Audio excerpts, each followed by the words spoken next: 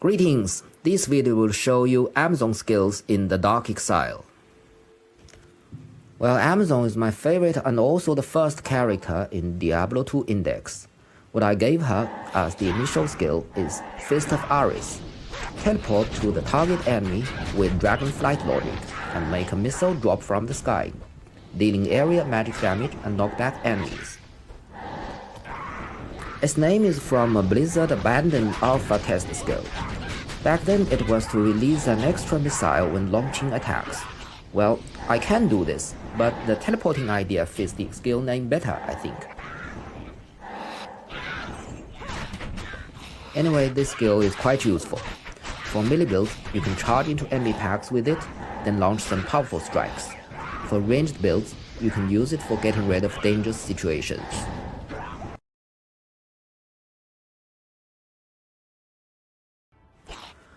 Let's start with physical combat skills. First, let's see Jab. When maximum level reached, it would surely strike non-champion monsters into hit recovery mode. Impale and Fend would synergy its attack speed and enemy defense ignoring, which means it could be quite deadly in one-to-one combat.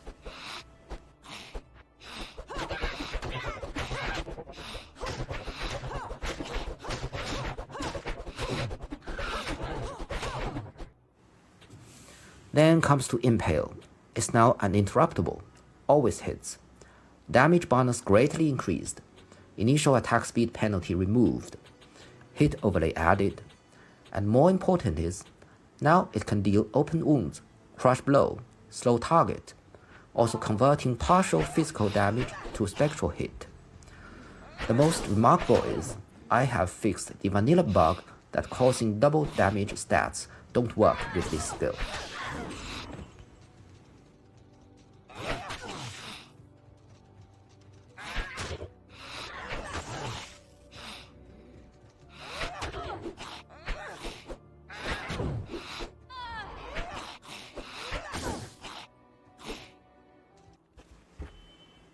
Okay, now see what we have with Fend.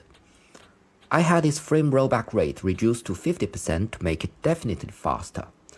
And now it would passively bonus damage and magic damage reduction, which means a spare zone can charge into a huge pack of enemies without fear.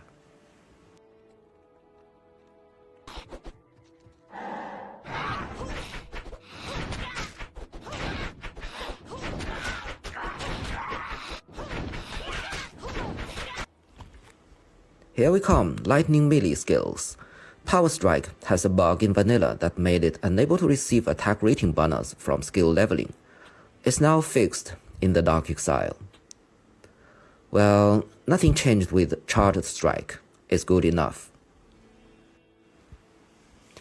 But for Lightning Strike, we have a bunch of changes. First, I removed Lightning Fury from its synergy skill list. Then recalculate the total value of synergy to be same as vanilla with the other three skills. I also removed its next hit delay, made it uninterruptible, but can only chain 19 targets in maximum, and the attack speed is slower than vanilla. Oh, trust me, if without an HD, chain lightning logic could be extremely deadly. You won't be disappointed. Alright, poison skills then. As in vanilla, the two poison javelin skills are much too same. I totally remade poison javelin into poison jab. It's now a melee skill that releases a pack of poison gas with charged strike logic. The gas would inherit other poison damage sources and can trigger effects or CTCs. Yes, I do mean that all the gas can trigger open wounds, crush blow, and CTCs, even without any physical damage.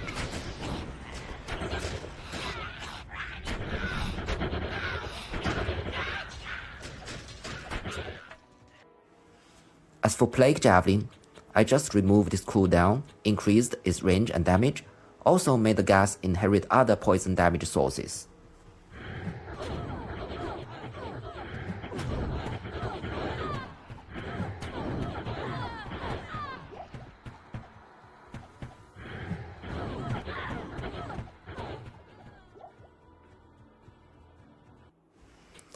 Finally, lightning throwing skills. For lightning bolts, nothing notable. Just fixed the skill attack rating bonus bug and made its mana cost lower on leveling up instead of higher. Yet for Lightning Fury, things got complicated. First, I removed Lightning Strike from its synergy skill list and recalculate the total value of synergy same as vanilla with the other 3 skills. Seems pretty, right? However, the lightning shards released on hit will no longer pierce targets unless you have any piercing stats, either from the pierce skill or items. So for this reason, it's a bit weaker than vanilla. Not so perfect as vanilla.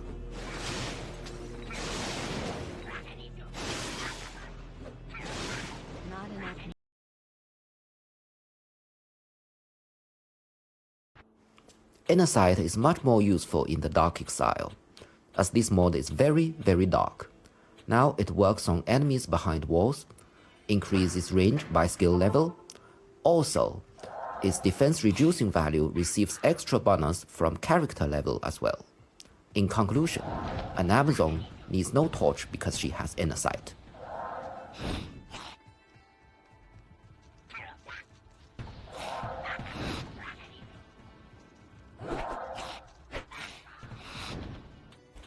In Blizzard's code, slow missiles is called Hand of Athena, which should be a missile interceptor. But such function is impossible, as in Diablo 2, missiles could not hit each other. What I did to this skill is making it work as an aura. Needs to be put into right button for activating. Costs mana every 2 seconds. Added an abandoned overlay from Hand of Athena's relics. Skill level would bonus extra range and lower the mana cost. Works on targets behind walls.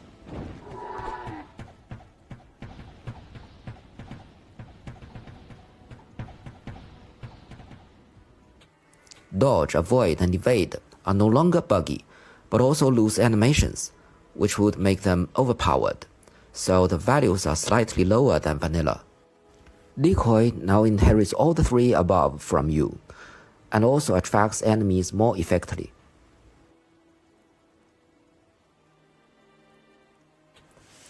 As for Valkyrie, casting overlay added, helmet changed to Great Helm series, outfit fixed to golden color, AI changed, more agile and offensive, inherits more character skills, never get lost, cannot be knocked back or being struck into hit recovery mode, cannot be stunned, can block, and she could be a good illuminator in this extra dark mode.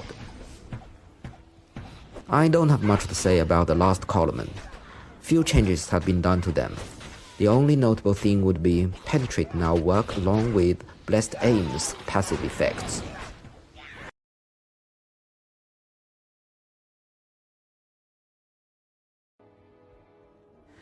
I have some good news about bow and crossbow skills, which is the attack rating bugs are fixed. Now they all get attack rating bonus correctly from skill leveling. Cold skills hasn't got much change, just increased damage and mana cost no longer increasing by skill level. Magic Arrow now receives damage synergy from other bow and crossbow skills. This would make it a bit more useful in later games. Now you see I had the skill icons of multiple shot and strafe switched, as Blizzard had made a mistake with them. Multiple shot has its 24 missiles cap removed. All missiles would have a chance to trigger events. NHD reduced to 1 frame and gave attack ratings bonus by skill level. Now let's use a Phoenix Ruinword bow to test how powerful the multiple shots CTC is.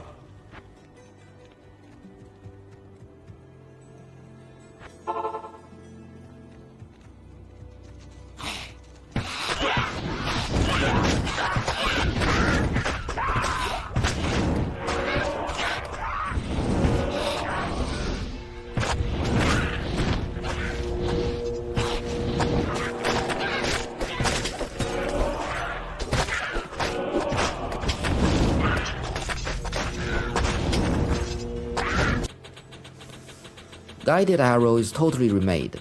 It can pierce, and greatly improved guiding logics. Now the arrows would always chase what you click at, or the one nearest to where you click at, instead of the one with the smallest anti-clockwise angle. All existing arrows would lose their target if you moved, and regain a new one when you click at something. Such new logic would make guided arrow much more powerful, so mana cost no longer reduced by skill level. But the ballista may not be so good in narrow areas. Hard points can further enhance the damage percent bonus to make the same as D2R. Not enough mana. Strafe does not have much change either. It no longer has weapon damage penalty, shoots single targets same times as multiple, no longer wasting shots against enemy behind walls. Hard points can further enhance damage percent bonus to make the same as D2R. Fire and exploding arrows only enhance damage and no longer increasing mana cost. No other changes. But Immolation Arrow is greatly enhanced. Besides massively increased damage, it can slow target within exploding reduced, stuns enemy within burning fire to keep them staying in it and keeping scorched. Very deadly. For balancing, cooldown increased to 50 frames.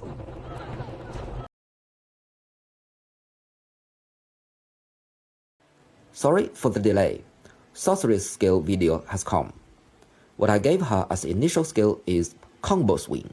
A melee skill requires maces except flails, orbs, rods except scepters, and scythes. Using double swing logic, attack up to 2 targets within melee range or hit a single target twice, and it's interruptible. In Diablo Old Canon, there's no pure spellcaster. They are more like Gandalf in Lord of the Rings. A Zan Esu sorceress is at least good at mace combat, according to Diablo 2 manual. Orbs and rods are quite reasonable in assuming. Scythes? No evidence, but you all like the Infinity Girl, right? I might remove it in next update.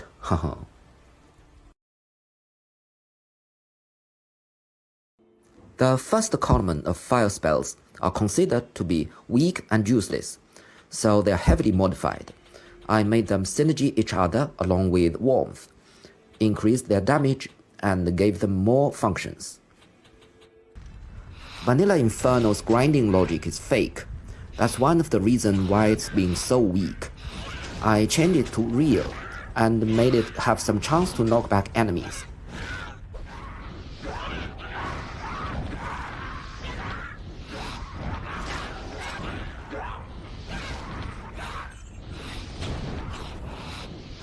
Blades also have some chance to knock back, so your stalkers are harder to catch you and would receive more damage.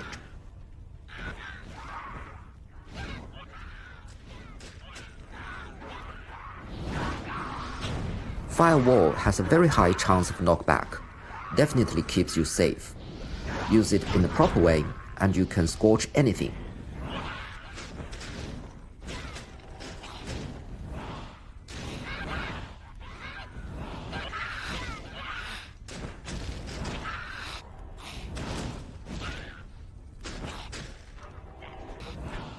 Firebolt no longer increases mana cost by level, added Hydra to its synergy skill list, changed to strafe-like logic, which made it still useful in later game, but you must click at your target or nearby area to make a successful cast.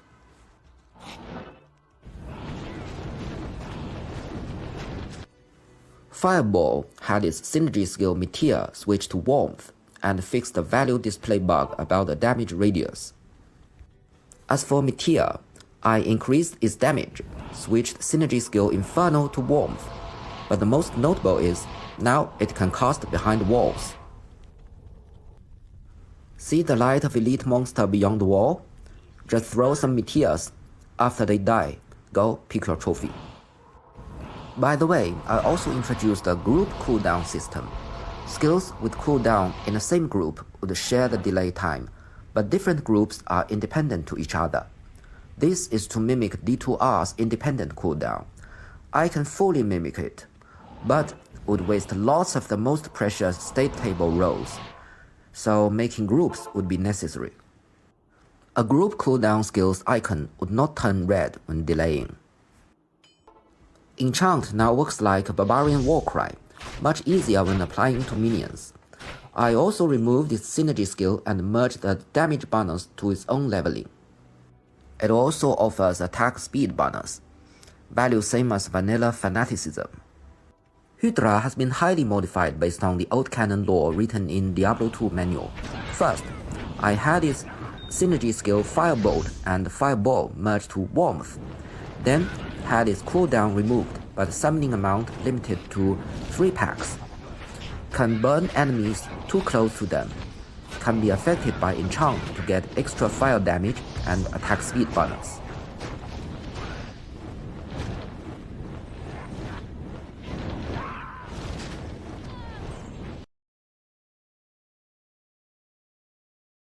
Static field doesn't have much change, but would be triggered on target instead of yourself when working as CTC on strike.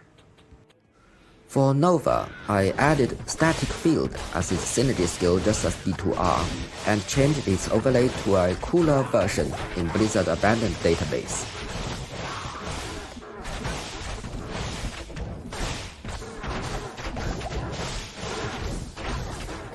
Thunderstorm is greatly enhanced. It's now available when shapeshifting. Base attack frequency reduced to 25 frames. Also gives lightning damage to your weapons like Enchant, along with movement speed, hit recovery, and faster block rate.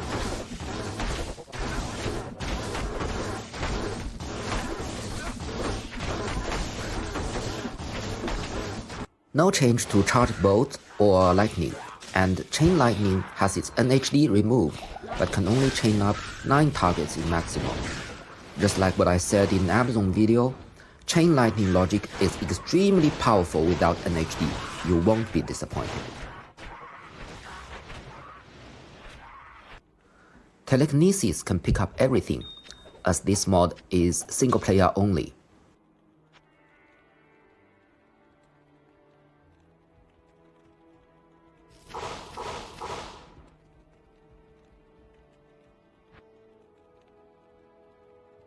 What I did to teleport is a great weakening. It initially has a 50 frame cooldown. Spending 20 skill points on it would make it 0, but this would also massively increase the mana cost.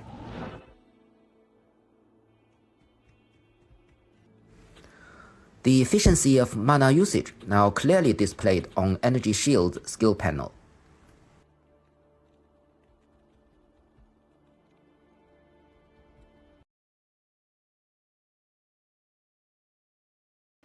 In the first column, Frost Nova has extra cold length increased by character level and no longer increase mana cost by skill level. Blizzard joined the group cooldown system. Frost Orb has its vanilla bug fixed. Every hit would trigger a true Ice Bolt Nova. Synergy skills bonus percentage halved, but added Chilling Armor as a synergy skill to make the final percentage same as vanilla. Cooldown removed, but uses slower cast rate, same as Lightning or Chain Lightning.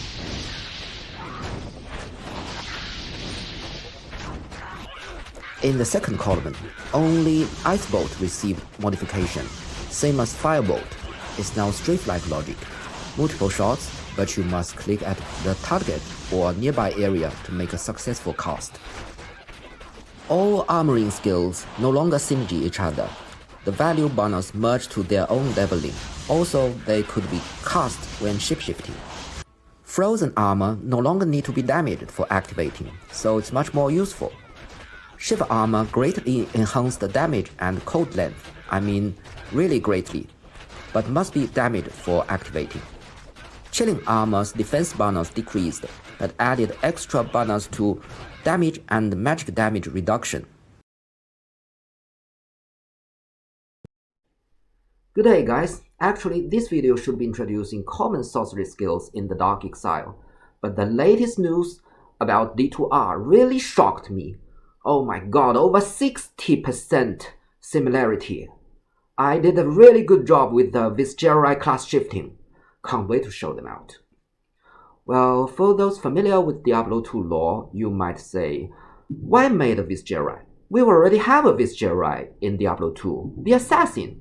Yeah, you're right. But the Assassin or Visejaktar is the discipline force of Visegerai, not their common sorceress.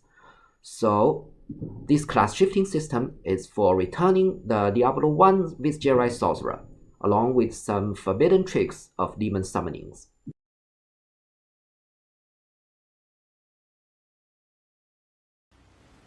When a sorceress holds Globe of the Visegerai, or Horizon's Chalice, or Foki of the Visegerai in her hand, she would be considered as quitted her Zan Esu clan and joined the Visegerai clan. New Visegerai spells would be granted, and some Zan Esu spells would be limited. Other spells would be modified in certain ways. And in this video, I will show you some important ones. Let's start with fire spells. First is Hot Wave. Its own level is useless, and the power is scaling with Blaze. Add skill points to Blaze and its synergy skills would increase the damage of Hot Wave. All the 3 Visegerai orbs would give you some demon summoning skills. For this one is Demon Imp. In Diablo Old Canon lore, they are the basic demon to summon by mortal sorcerers. These creatures are low in HP, but have multiple annoying attacking spells. Goblin Invasion, another highlight of the Dark Exile. Let's test the Hot Wave with them. Scorched Earth.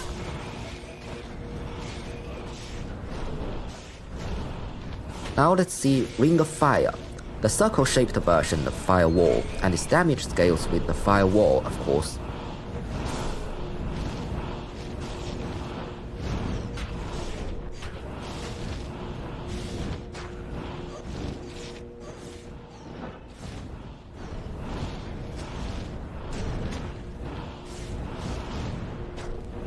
A Visegerai can also use the original Firewall, as it's a significant skill for Diablo 1 sorcerer. Its damage would be higher than Zan Esu version, but the cooldown would be longer.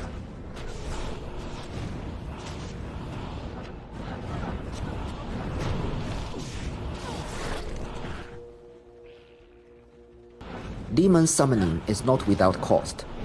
If a summoned demon's HP depleted in battle, it would not die, but betrays you, which means turning to an enemy monster with full HP.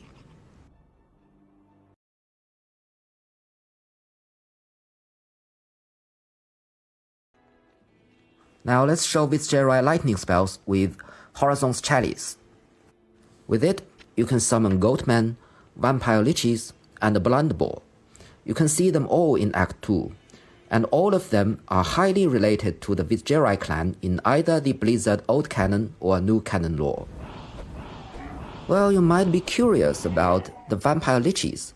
They are undead, not demon. Why have them included? This is because in the Old Canon, Blizzard clearly declared that they dwelt in the burning hell and were summoned by Horizon himself to guard his secret sanctuary. Behold, Diablo 1 version Chain Lightning returned. Now it's called Lightning Branches. See how deadly it is.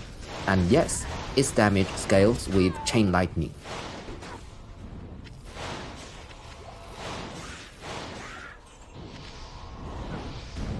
And here's the Visegerai Nova. It doesn't receive synergy from static field anymore, but has much larger range, just as what it like in Diablo 1.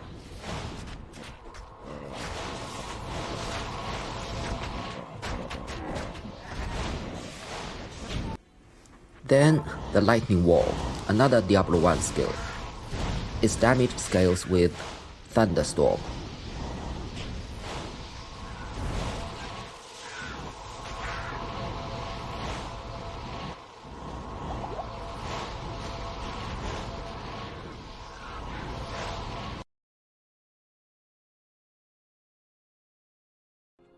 Okay, I must confess that I only made one Visegerai code spell, as no such skill exists in Diablo 1. But I did do something to the original Zan Esu code spells. First is, I limited all armoring skills except chilling armor, and the Viscerai chilling armor has its defensive bonus removed but damage increased. The unique orb Foci of Viscerai will let you summon Sand Raiders and a Balrog. Unlike the enemy version, your Sand Raiders can deal both fire and cold damage, and the Balrog can teleport to what you click at with Dragonflight logic.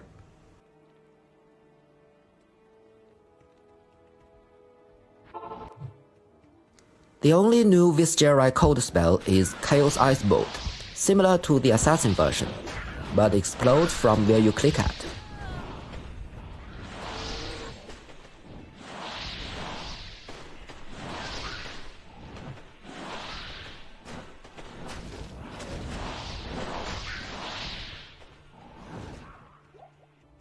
Viscerai Blizzard has a much larger area range, which makes it even more deadly than the Nesu version.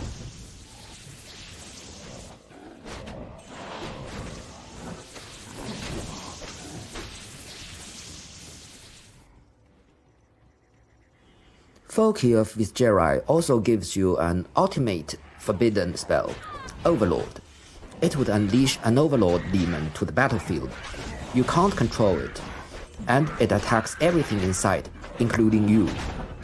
In Diablo Old Canon, Overlords used to be angels, captured along with Inarius and then twisted into demons. Some elite ones of them works as butchers or blacksmiths of the demonic legion. You can kill the Overlord, of course, and its dropping would be pretty good. However, this skill has a very long cooldown. After summoning it, you can't cast any spells with cooldown in 1 minute, including teleport.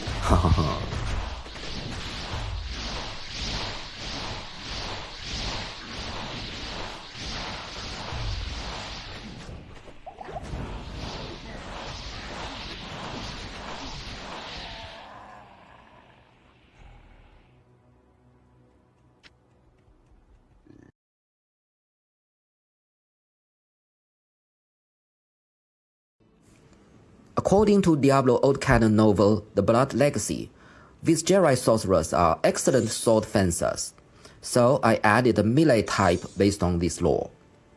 Put any sword type weapon with the Bartuk's Cutthroat or any one of the 3 unique orbs I mentioned before into the cube. Would give you Viscerai class shifting function to the sword and offer you Viscerai melee skills and a random Viscerai summoning skill. Okay, sword equipped, and find a fringe so I can block. Viscerai Fencer is a double swing logic, sword only combat skill, which is effective both offensive and defensive. Besides damage percent bonus, it also gives you defense percent bonus during swing. Uninterruptible. Two-handed swords are faster than one-handed ones. Its own skill level is useless, power scaling with sorceress's elemental mastery skills. Viscerai Fencer's chilling armor, besides the caster version, it would also grant cold damage to your weapons, like Enchant. Thunder Step activates a state that grants you lightning damage to your weapons, like Enchant, along with movement speed. Also deals lightning damage to melee attackers. Power scaling with Thunderstorm. Oh, beware, if you're not a sorceress but wielding such a class-shifting sword, if summoned a Viscerai minion, it would betray you right after getting any hit.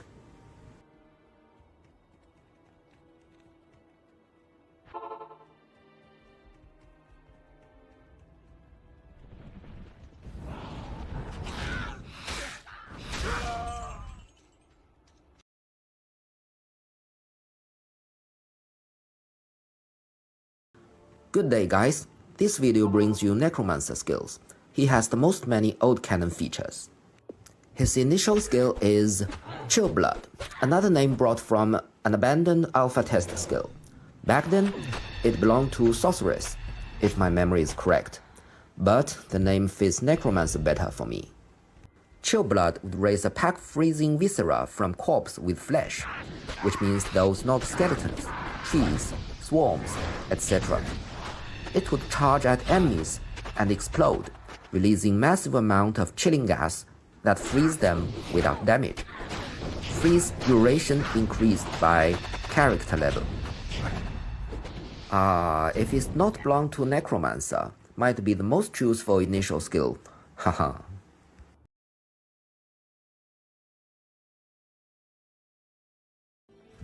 All curses available when shapeshifting, Terror, Weaken, and Dim Vision could stack with each other or other curses, because they are too weak and useless when work alone. And some item stats also give chance to apply them. If they can't stack, such items could be also useless. For Weaken, damage percent bonus no longer reduces its effects by simple adding rule, and it also lowers targets' fire, lightning, and cold damage. If the caster is not a necromancer or an enemy monster, would only weaken targets 22%. Based on the old canon novel The Kingdom of Shadow, Iron Maiden received a great modification. Besides extra thorns percent increased by character level, ranged damage can also be reflected. Hard points would really move parts of damage dealt by the cursed target to themselves, which means you would receive lower damage, but thorns dealt to the enemies remains the same. The effects can also be synergized by Bone Armor, Bone Wall, and Bone Prison, 90% in maximum. It's even more powerful in that book, which is 100%, but it's impossible to be applied in a game, obviously overpowered. In another official novel, Moon of the Spider, Life Tap can steal a target enemy's stats for you. I can't find any way to achieve this in my mod, perhaps hard coding required, but I'm a total soft modder. And if the caster is not Necromancer or enemy monster, amplified damage, lower resist, and decrepified's value would be lower. So, if other classes want to use a CTC or staff charge item for these skills, would not that effective as the Necromancer himself.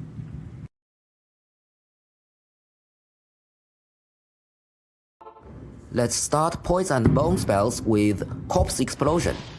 Now it's merged with Poison Explosion, switch the fire damage to poison, but balance the percentage to 99% physical and 1% poison per frame. Poison duration would be 1 second.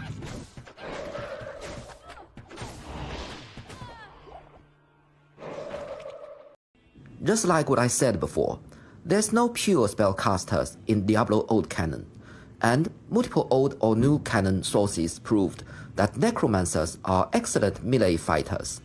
Daggers are their first choice. Other thrust weapons, polearms, and flails are also in their arsenal. So, it's quite reasonable for changing Poison Dagger to Poison Strike. It's now a rollback attack with Zero Logic, frame rollback rate 50%, starts at 3 hits, 1 more hit per 3 levels, max 7 hits, greatly increased poison damage with a fixed 25 frame duration. Physical damage percentage bonus added, which could be further synergized by Bone Armor and Corpse Explosion.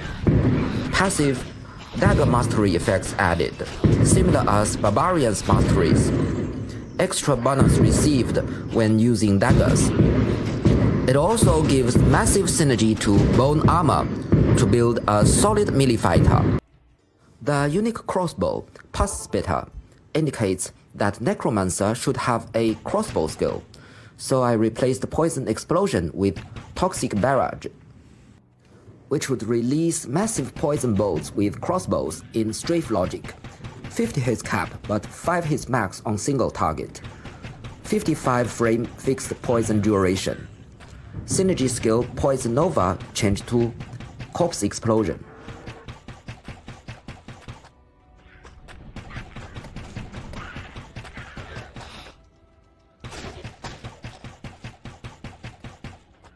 Poison Nova has its poison duration increased by skill level, and synergy skills are Poison Strike and lower resist.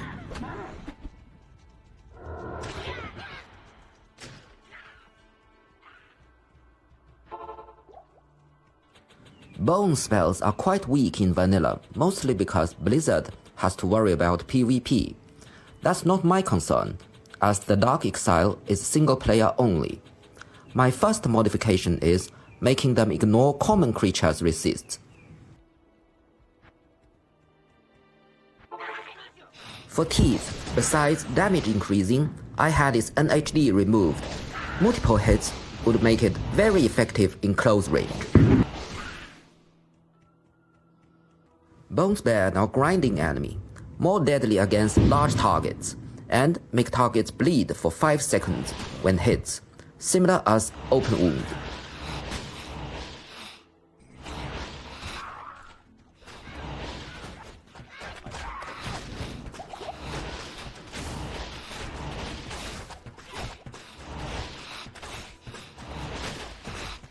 Bone Spirit is totally remade according to the official novel Moon of the Spider. Now you have to summon it from a corpse. Then it will follow you until detecting a nearby enemy. The spirit will charge at the enemy and make a suicide explode, dealing area magic damage and takes 33% of current HP. You can summon as many spirits as possible. I do mean as many as possible. It would require many corpses if you do want a lot of them around you. I suggest using it like this.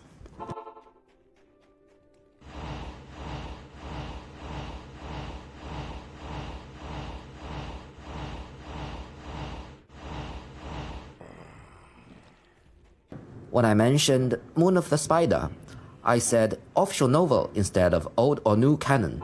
That's because it was published in the year 2006, same year as the same author's new canon book. But what in it has no conflict with the old canon lore.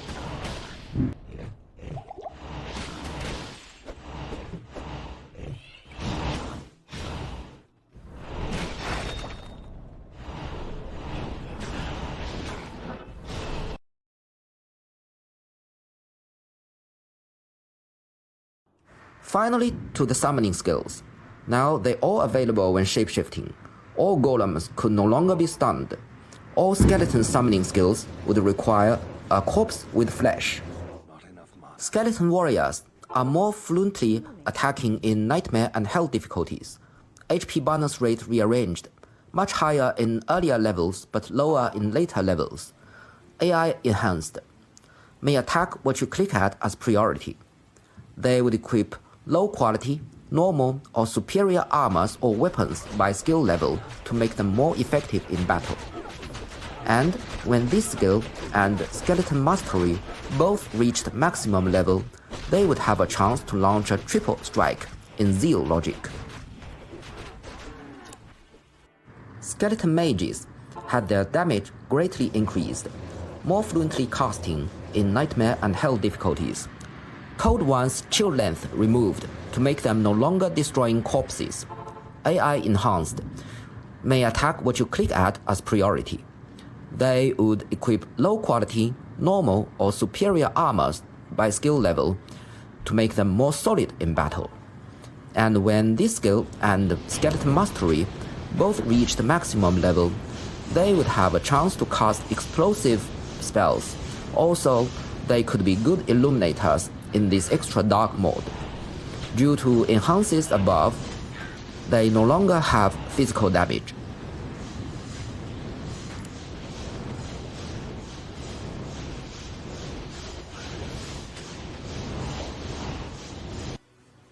Revive's time limit removed, but has a number limit similar as Raise Skeleton.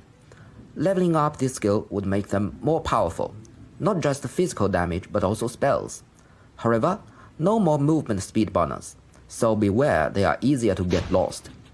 Also, this skill would no longer bonus extra HP %, but this stat still receives synergy from Skeleton Mastery.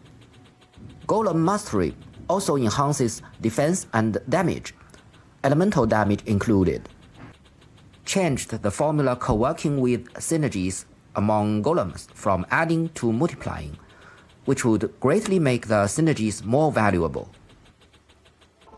Clay Golem, now immune to poison, has a chance to spray mud pile and slows multiple targets.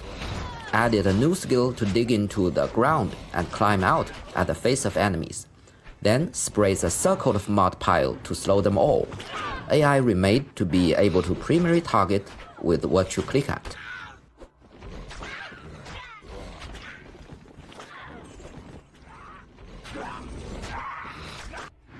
Blood Golem increase damage and IQ and have a chance to open wounds. It would eat corpses to make itself Blood Rage, which would grant damage and movement speed bonus. Replenish HP after eating.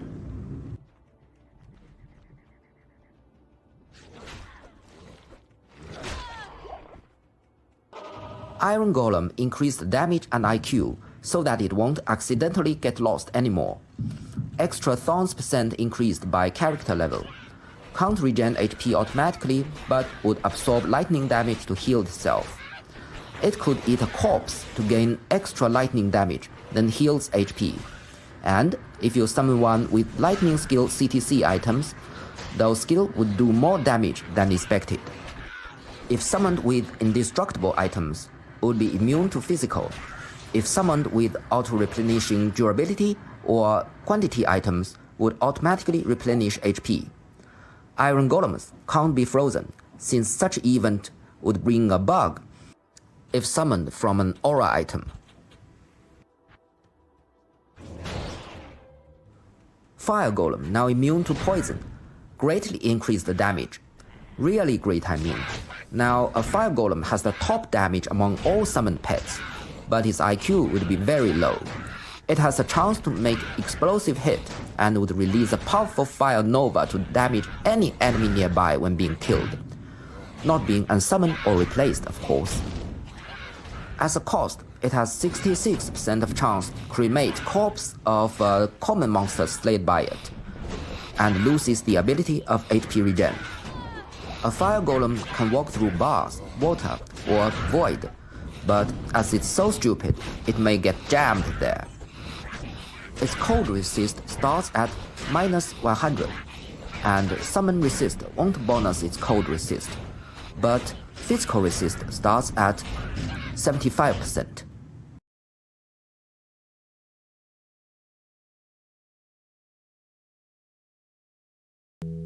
Paladin is known as Blizzard's true blood son among Chinese-speaking players, because he's good enough. But this good enough is not true. Only a few skills being too powerful. Others are either completely useless or single-player useless. Conversion is a good example. It's almost of no use in single-player games, but should not be erased as it fits Paladin's lore perfectly. So I turn it to his initial skill, no longer need to spend skill points. And it won't deal any damage if converting failed. Chance increased by character level and the duration turned to eternal.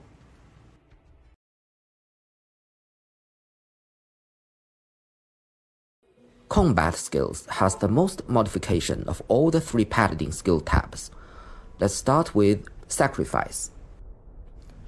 Its damage and attack ratings are greatly increased, ignores all enemy resistance. Level up would also lower HP cost.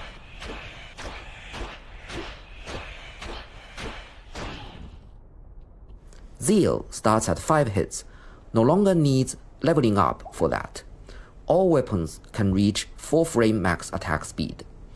Slightly adjusted damage scale, receives extra 25% bonus from damage increasing auras. Vengeance, only available with the Scepters or two-handed weapons, uninterruptible, has an area punish damage around the target. Punish damage uses your current physical damage value, but converted to magic, ignoring resistance of undead creatures and dealing double damage to undead or demons. Levels of Vengeance would fully bonus its damage and receive synergy skills 3/4 of their bonus value. Exorcist arrow takes the place of vanilla conversion. It shoots a wholly explosive arrow that inherits all damage types on your weapon. But either the main arrow or the explosives requires attack ratings, and the main missile can't pierce attack. It would ignore undead creatures' resists and deal extra 50% damage to undead or demons. Its damage is synergized by cleansing and holy bolt. Furthermore, when activating blessed aim by yourself, would greatly enhance the damage of exorcist arrow. Holy bolt can hit anything but deals tiny damage to those neither undead nor demon. It now has 256 times damage to undead or demons and ignores undead resists. No longer needs synergy skills. The damage would extra increased by character level.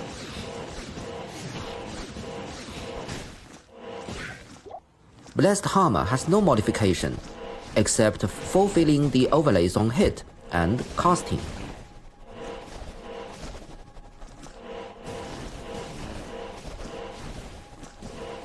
I removed the cooldown of Fist of the Heavens, but gave it a very slow casting rate. Initial lightning ignores target resists. Holy bolts released would be able to attack all targets, but not so powerful against those not undead or demons. Their magic damage would be 5 times to undead and demons. Attack no mana function disabled. Would show not enough mana instead of approaching target and deal a normal attack. And all vanilla desync bugs are fixed. You can launch Smite with Fringe. They work exactly like shields. Even with two-handed weapons.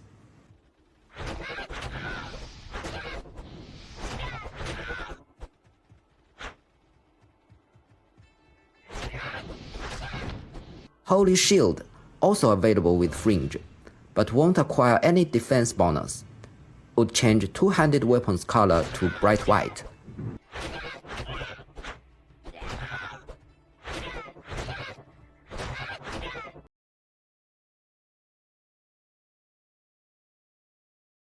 For offensive auras, I must declare that if the caster is not a paladin or Zakrum enemy monster, some stats party bonus would be lower. Might increased its damage same as vanilla fanaticism. Blessed Aim's passive effects can now stack with Amazon's penetration. Concentration switched bugged no interrupting stats to FHR and FBR bonus.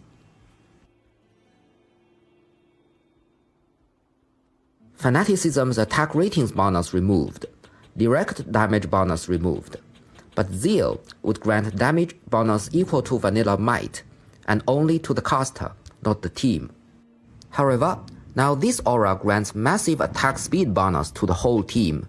With a high level fanaticism, no more IAS would be needed for anyone to reach the top attack speed. Also, fanaticism offers 1% critical strike chance per level.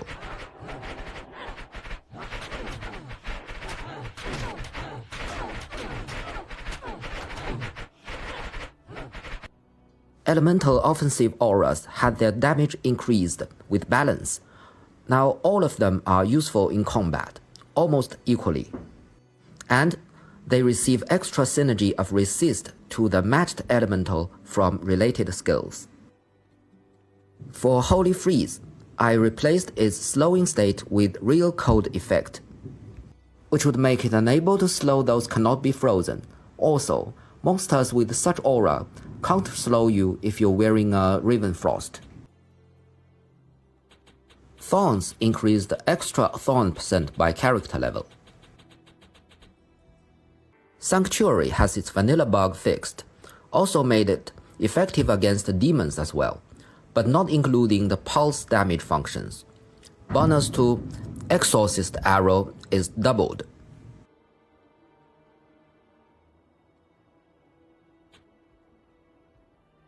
Conviction now uses different states on targets. Units with this aura can now convict each other.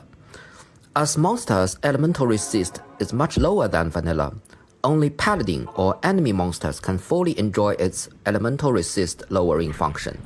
Other classes or minions would have much weaker ones through equipped aura items.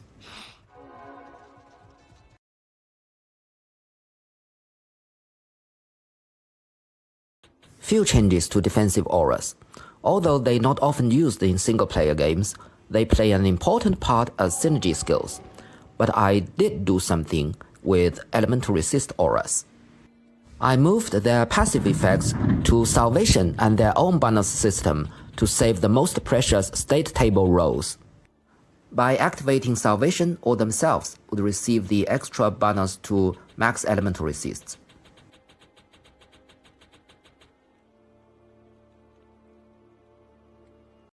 Greetings, this video would be a detailed instruction of Paladin's warrior class shifting. In the old canon records from Diablo 1 manual, the warrior class includes soldiers, mercenaries, and yes, paladins. So, if we want to experience a Diablo 1 warrior in Diablo 2, using paladin as the base character would be a perfect choice. That's why I designed this class shifting system. To be a warrior, you must visit Tristram in normal difficulty first, kill Griswold, and he would guarantee to drop a unique charm called Hammer of Fury. Keep it in your paladin's inventory, and he would be a warrior. A warrior should not spend skill points on aura skills, an active one by himself. If that, his current HP and MP would turn empty. But auras from other sources such as a team member or items would be fine to enjoy. The warrior's physical combat skills, which means sacrifice, smite, zeal, and charge, would synergy each other. This new rule would totally bypass the original synergy formula. Also, sacrifice would grant extra attack ratings per level, smite would grant extra defense per level, zeal would grant extra attack speed per level, charge would grant extra critical strike chance per level. Besides all these four, Holy Bolt would have higher damage and would convert physical combat skills damage to magic between 0 and 50% by level, and no longer requires prayer to acquire its healing synergy. And beware, a warrior should not spend any skill points on aura skills, or else he would get the same penalty when an item offers the same aura is equipped. Now take a look at the aura penalty.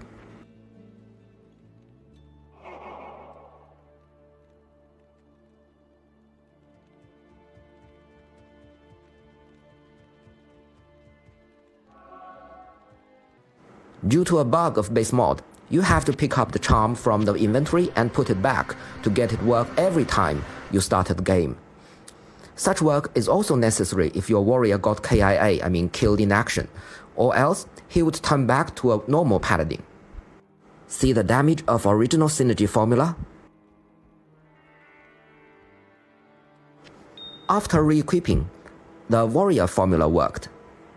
Well, this bug could be bypassed with a series of complex modifications, but I'd rather wait for base mode's author fix it in his next update. Holy Bolt's synergy effect might be more useful than expected, cause it would make you no longer need to worry about physical immunities. Warriors can repair non-ethereal items by putting it into the cube. Unlike Diablo 1, the item's max duration would not get lower after repairing. My earlier Sorceress Visegerai class shifting video missed a similar function. A Visegerai can recharge any non-ethereal staff charged skills in the cube, and won't lower their max charges like in Diablo 1. Greetings, here comes the Dervish class shifting. Well, this system is actually a joke reflecting a recently released new canon lore. Quite funny, but it doesn't mean the Dervish is a joke. I designed this subclass seriously to make it both powerful and balanced. Dervish's skills are mostly referenced from Diablo Hellfire and Diablo 3's Monk, focused on fist combat. Using Paladin as the base character is not only for making the new canon joke, but also because his animation system is perfect for building up a double fist boxer. It's quite easy to turn your paladin into dervish. Just kill corpse fire in normal difficulty, and it would guarantee to drop the unique charm token of dervish. Keep it in your paladin's inventory would be okay. After class shifting, he would gain dervish-specific combat skills, and zeal would be limited. You can't use zeal anymore. A dervish relies on fist weapons, a new weapon type in this mod. You can buy them from secondary vendors of every act, not blacksmith NPCs. They are also dropped all over the gameplay. I'll introduce more about the fist weapons in later videos. Dual Fist Combat is a paladin-only basic boxing skill offered by Token of Dervish. Similar to Double Swing, must equip 2 fist weapons. Could be interrupted like Double Swing. Its own skill level is useless, power scaling with zeal and related skills. Turning to a dervish might be easy, but being one is not. As the token won't give you all dervish skills, you must finish the bittering path of penance to complete your trek. In normal difficulty, get a rare paladin shield or light plate mail series or circlet series item and put it along with Token of Dervish and a jade figurine and Mephisto's soul stone in the cube to get Explosive Kick skill. Explosive Kick is a paladin only, uses boot damage, a Dragon Tail logic fire exploding kicking skill, can stun the direct hit target and knock back enemies nearby. Its own skill level is useless, power scaling with smite and related skills. Also gives some chance of Amazon dodge %, scaling with your zeal level. In Nightmare difficulty, get a Herald of Zakrum or Zakrum's Hand or Quehagon's Wisdom. Put it along with Token of Dervish and a Jade figurine and Mephisto's Soul Stone in the cube to get Meteor Punch. Meteor Punch is also paladin only. It teleports and deals explosive weapon damage to targets at your teleport spot. 50 frames cooldown. Can cast through walls. Its own skill level is useless, power scaling with charge and related skills. Also gives some chance of Amazon's avoid %, scaling with your zeal level. In Hell difficulty, get a Zakrum's Salvation, put it along with Token of Dervish and a Jade figurine and Mephisto's Soul Stone in the cube to get Shape of Dervish. Shape of Dervish is a paladin only whirlwind logic skill. Its own skill level is useless, power scaling with sacrifice and related skills. Also gives some chance of Amazon evade %, scaling with your zeal level. Only a paladin can step on Path of Penance. Other classes can't use formulas above.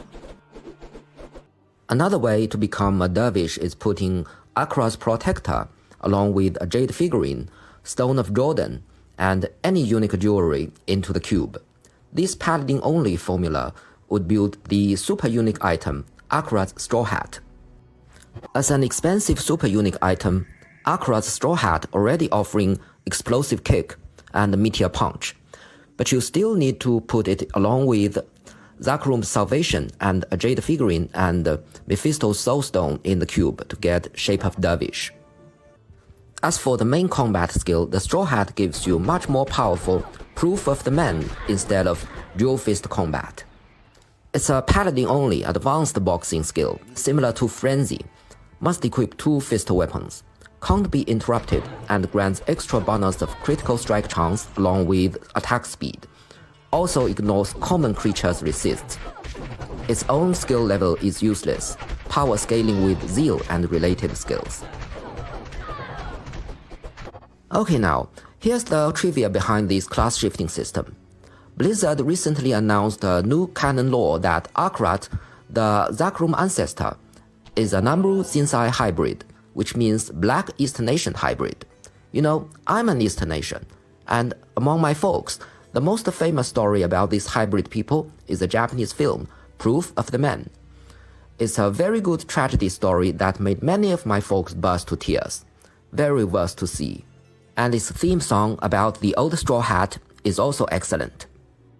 Oh, don't forget, a dervish could be a warrior at the same time, and dervish skills are also counted as physical combat skills, so their synergy system are also changed if being a warrior.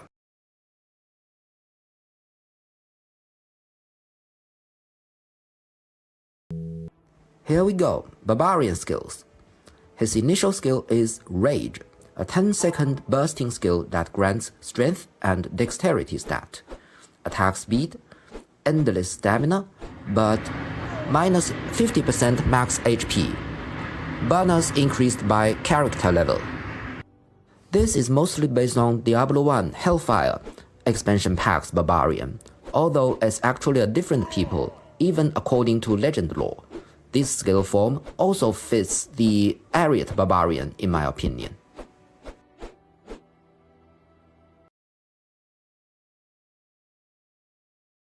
Leap would always leap in the longest range. No need for leveling up. Skill level only determines knockback radius. It now works well as a one level enough skill. Any barbarian build would need it for a tactic move. As leap attack is impossible to save in classic version of Diablo 2 and being replaced with something else, leap would take its place to meet your jumping needs.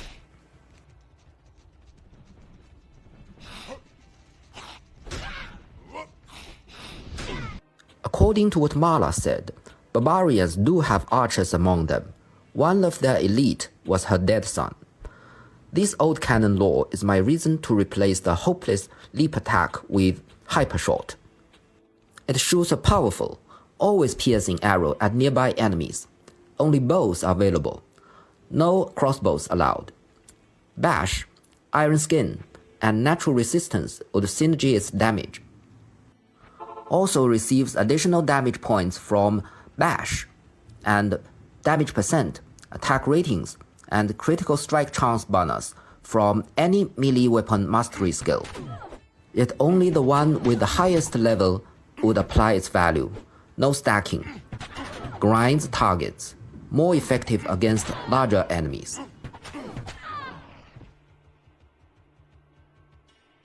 Whirlwind no longer increasing mana cost per level. When whirlwinding, movement increasing stats won't work. Melee attackers that hit you would take thorn damage equal to average current main hand weapon's physical damage plus your strength stat value. Ranged attackers would be revenged by a smaller twist-like missile that has all current main hand weapon damage. Bash, now merged with Stun, would stun enemy on hit. Additional damage bug fixed. Warcry would synergy its stun duration. On hit overlay that might be confused with Crush Blow removed. Vanilla Stun was replaced by Nomad Spear. Throws up to 5 javelins with strafe logic, but 3 max on individual target.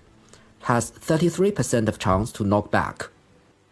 Find Potion, Find Item, and Bash would synergy its damage. To avoid the bug, it conflicts with Double Throw. You can't spend skill points to both of them together. Must choose only one of them.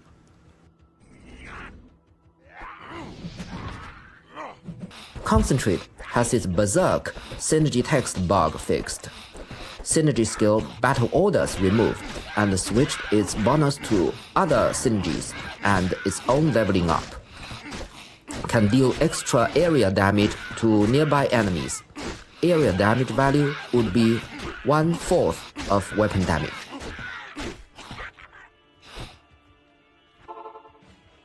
Berserk would always swing with extreme attack speed of current weapon. Additional IAS no longer required.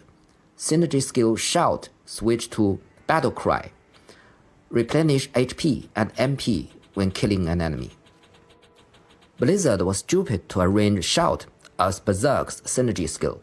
Zero defense make it like joke, and Battlecry fits it perfectly. I disagreed with many modders who tried to make Berserk an AoE skill. It's already a boss slayer in vanilla, just with some flaws. a modder should make this function perfect instead of forsaking it. I suggest using like this. Frighten common ones away. Focus on the boss with your brute force. Double swing now available when shapeshifting. Top attack speed increased to 4 frames. Synergy skill removed and had its damage bonus merged with its own leveling up. Double throw added its own skill level damage bonus. The damage bonus also benefits throwing potions. Added find item and find potion as synergy skills. When using throwing knives, would open wounds if hits the target 2 times within 5 seconds. When using throwing axes, would deal small radius splash damage. When using javelins, would stun targets. Fix the vanilla bug that causing damage panel desync. But this brings a new problem. It conflicts with Nomad Spare. You can't spend skill points to both of them together. Must choose one of them. Frenzy available when shapeshifted. Top attack speed increased to 4 frames. Synergy skill Taunt removed and merged its value into double swing. Also reasonably increased Frenzy itself and related synergy skills damage bonus. Reasonably decreased movement speed to make it more controllable. Berserk, synergy text bug fixed.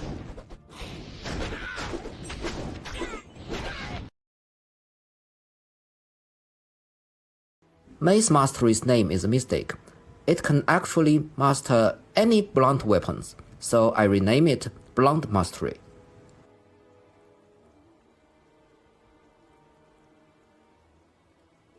Spear Mastery has been remade to Thrust Mastery, works on daggers as well. I quite disagree with counting daggers as swords. Blizzard and many modders did that. In a real cold weapon combat, they worked totally differently.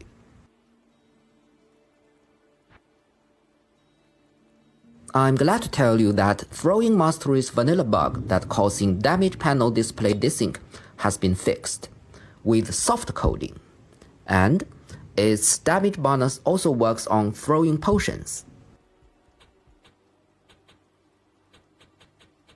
Iron Skin grants extra damage resist bonus, along with extra defense versus missiles.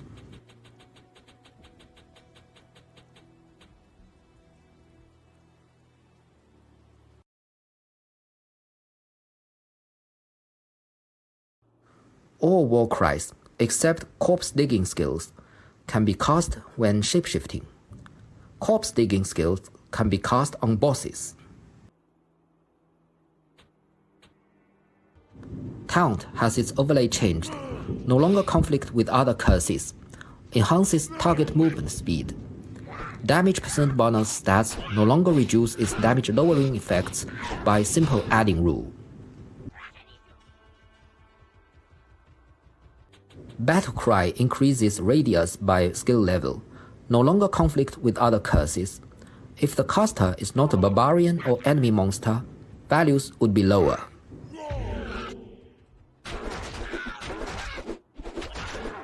War Cry's radius increasing by skill level, and increased synergy skills bonus value.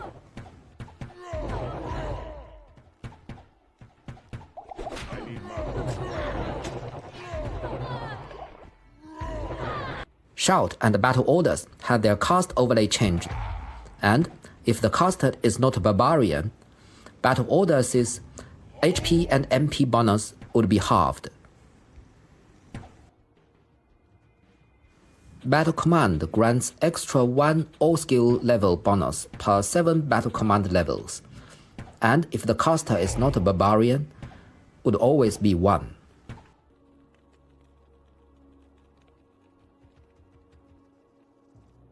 Now let's dig Rakanishu's corpse.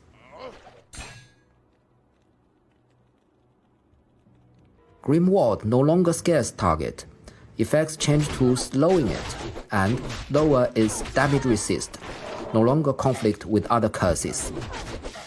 By the way, I did this in the year 2012, much earlier than D2R, even before Blizzard released it.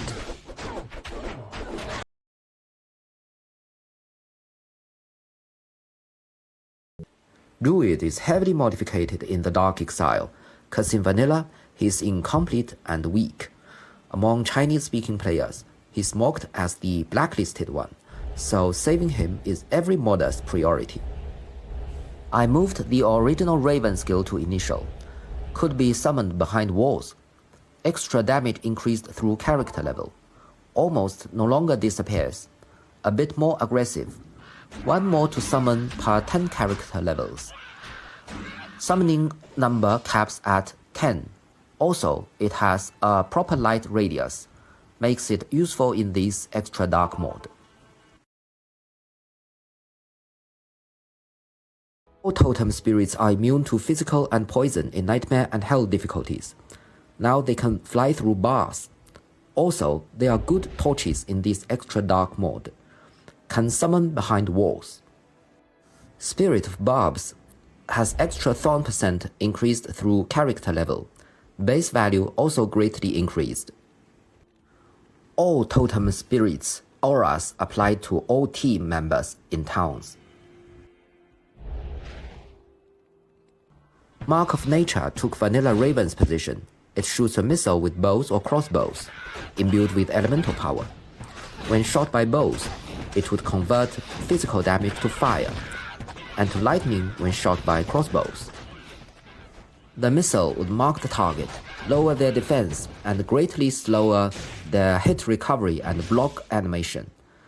All other summoning skills would synergy its damage, and it gives massive synergy to wolves and grizzly, only if you are equipping a bow or crossbow.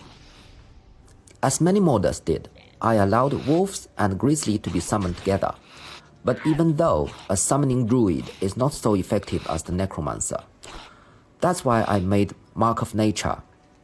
It could work as a curse and commanding skill to assist your minions.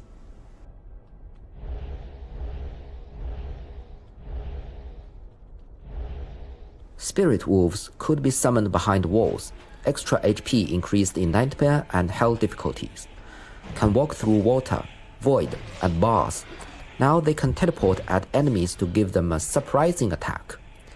Damage type changed to magic, which makes them useful when facing physical immune enemies.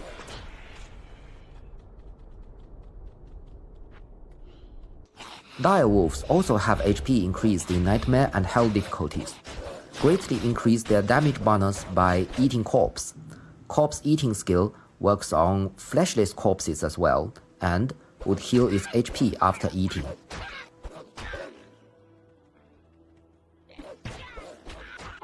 The Grizzly's vanilla smite bug fixed. Now it can stun target correctly.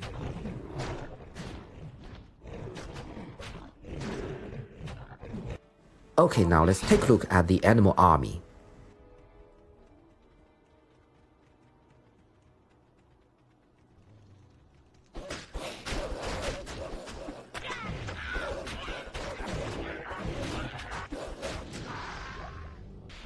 Poison Creeper had its ability of slowing targets retrieved, also increased poison damage through character level, and ignores targets resist.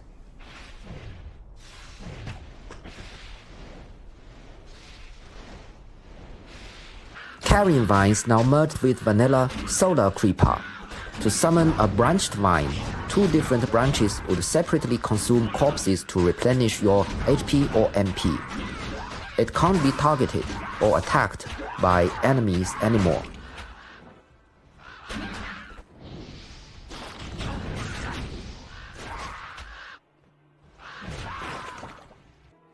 Solar Creeper is totally remade. It would bring a vast light radius, best torch in this extra dark mode.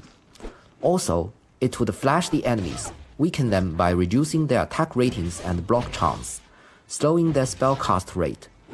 But most caster foes don't use SC animation, so this function is not so powerful as the former two.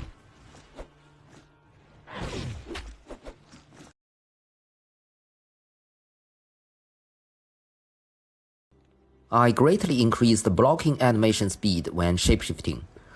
Equipping shields or fringes won't be a problem anymore. The most significantly, I totally changed the attacking speed system when shapeshifting, which would bring important effects as below. 1. No longer breaking A1 and A2 animation speed cap, so 4-frame fire claws won't exist anymore. 2. No longer specifically rely on weapon IAS. Any attack speed stat would be useful. 3. Human form weapon class IAS breakpoints no longer affect transformed. Only werewolf or werebear's animation speed should be considered. 4. Base weapon speed is also important. A demon crossbow with -60 base speed is definitely much easier to reach the fastest breakpoint. 5. I'm too lazy to calculate a new IAS breakpoint table for you. Pharaoh Rage switched HP stealing to critical strike chance.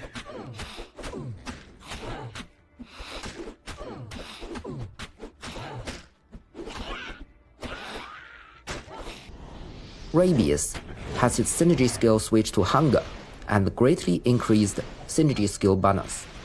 A special type of plague damage added as an extra enhancement. This type of damage would ignore enemy resists.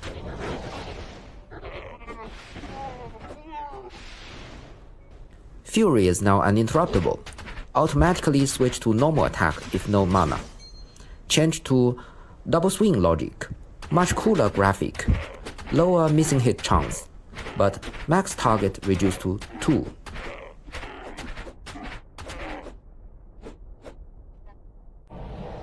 Lycanthropy grants extra defense against missiles. Readjusted HP bonus of werewolf and werebear. Bear form's value would be 2 times as wolf form. If the caster is not a druid, would not bonus HP to shapeshifting skills. Fire Claws explodes on hit. Half of the vanilla damage, but also inherits fire damage from other sources. Hunger is totally remade. Changed to a passive skill offering HP and MP stealing when shapeshifting. Maul added direct damage bonus. Charged damage bonus has extra multiplying with direct damage bonus and werebear damage bonus.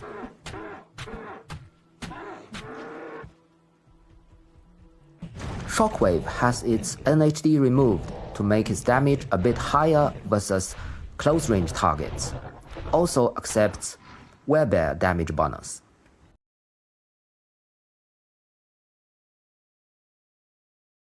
Firestorm has its cooldown removed but using slower cast rate. The mecha missiles can attack through water or void and deal damage, but won't deploy ground fire on them. Molten Boulder also has its cooldown removed but using slower cast rate. Adjusted rolling speed and missile duration to increase range. Slightly increased fire duration after explosion. Ground fire has a chance to knock back. Now it can knock back more monster types and can roll over some specific monster types, then deal massive damage to them. Fisher has its NHD removed, density increased. Now it works exactly like a fire version Blizzard.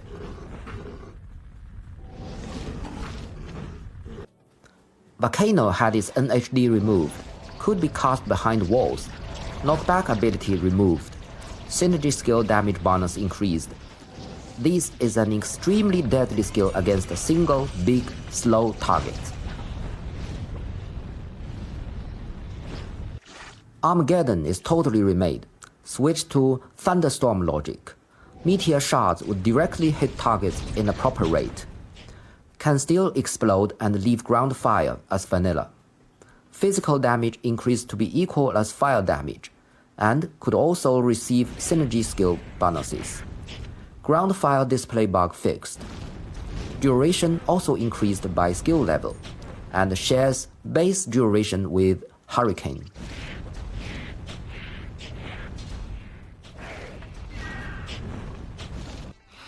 Just like Sorcerer's Inferno, Arctic Blast also has a chance to knock back, and fake grinding turn to true. Twister had its NHD removed, so it could be much better since it has a grinding behavior.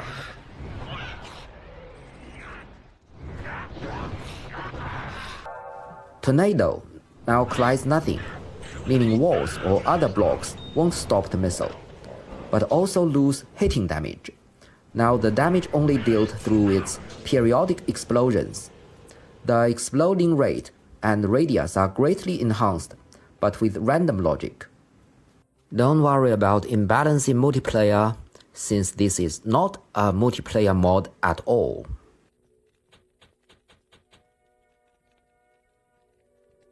Hurricane, along with Cyclone Armor, are available when shapeshifting. Change the damage logic to per frame, with damage value readjusted. Duration also increased by skill level, and shares base duration with Armageddon. Damage synergy skills switch to Cyclone Armor and Arctic Blast.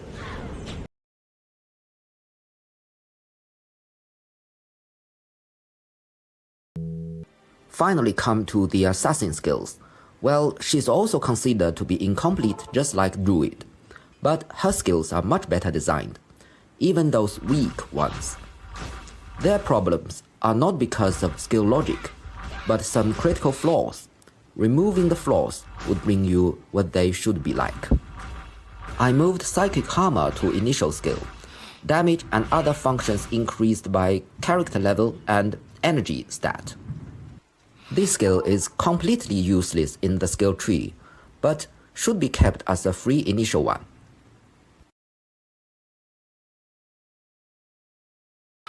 Fire Blast added physical damage equal to fire.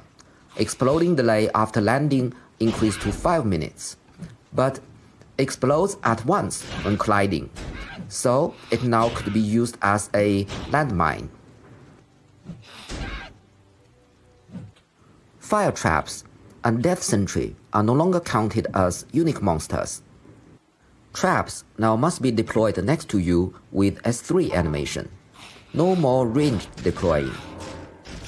Wake of Fire has its NHD removed, greatly increased damage. Fire Blast would synergy 1 extra shot per 3 levels. Reasonably decreased sensing and missile range. Beware, traps now have collide size, so they would block units, even yourself. Just like Sorceress's Inferno, Wake of Inferno also had fake grinding turn true and ignores resist of demon creatures. Sensing range enlarged. Shockwave had cooldown and NHD removed. Damage behavior changed to ground fire logic, but DPS is same as vanilla. Being ground fire means damage of multiple layers can stack. Charged Bolt Sentry can have 1 extra shot per 3 skill levels itself. Added Shockwave as a damage synergy skill and greatly increased damage, but reasonably decreased sensing and missile range. Death Sentry switched synergy skill Lightning Sentry to Fire Blast. Missile overlay changed to Red Lightning, added physical damage equal to lightning.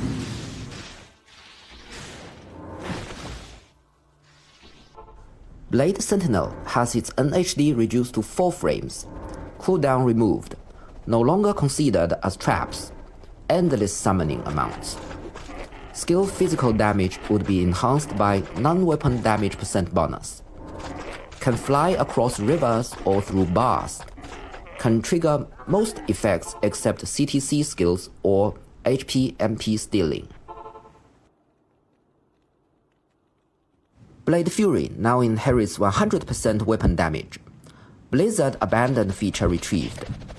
The blade would now split into 5 smaller ones on hit, and the smaller blades would further split into 3 even smaller ones on later hit. Damage of splitted ones would be half of their mother blades and cannot trigger CTCs. skill physical damage would be enhanced by non-weapon damage % bonus. Blade Shield had its cost and state overlay fulfilled. Available when shapeshifting. Two-handed weapons won't half the damage. Damaging rate up to 5 frames. Defense % bonus added. Can trigger CTCs or other effects. Skill damage could be enhanced by non-weapon damage % bonuses. The vanilla bug that interrupts Dragon Talon and Dragon Tail fixed.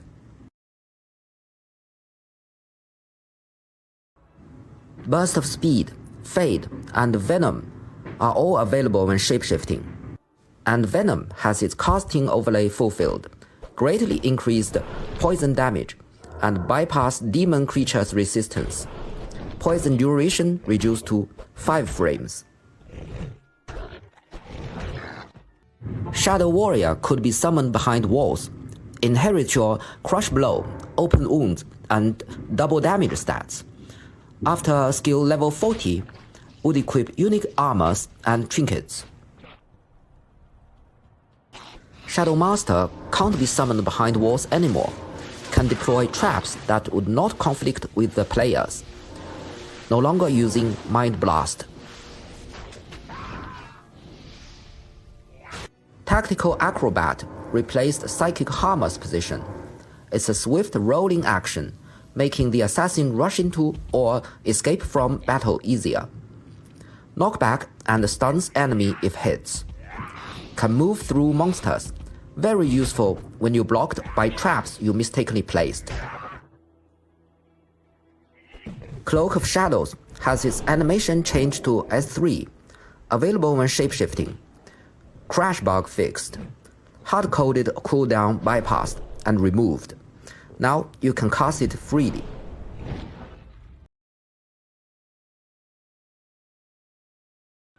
I did lots of modifications to remove the flaws of martial art skills. Now they are almost perfect. What I did to the elemental charged up skills in the year 2012 is a miracle. Only art brains can figure out this idea, never the STEM brains, even in their afterlife. I moved their last 2 charges forward and brought the matched charge of Phoenix Strike to their 3rd charge, then balanced the damage. And Phoenix Strike turned to a passive skill that increases damage of elemental charged skills. This design definitely made all 3 elemental charge up skills useful, and completely solved Phoenix Strike's vanilla pain, too difficult to control. I also changed the overlay of elemental charge up skills missiles with those in Blizzard abandoned database. Much cooler. Furthermore, elemental charge up skills now correctly receive elemental mastery stats, and fixed missing hit problems of elemental charge up skills, such as replacing Blade of Ice's freezing function with an ice pool on ground using ground fire damage logic. Other changes including I greatly increased attack rating related stats to charge up skills, increased the damage bonus of Tiger Strike. All final strikes are now uninterruptible. Attack rating bonuses switch to be scaled with character level instead of skill level. Kick damage's strength dexterity bonus changed from strength 120% only to 90% each. Now comes the most important one. Spending 12 skill points on Cobra Strike would make all of your physical melee combat skills ignore target resists, which would make Dragon Tail always have a full value basic damage for further calculations. For Dragon Tail, attack speed penalty removed, and fire damage radius randomly changed between vanilla and double. Last one, Dragon Flight with cooldown removed and lowering mana cost per skill level would be just perfect.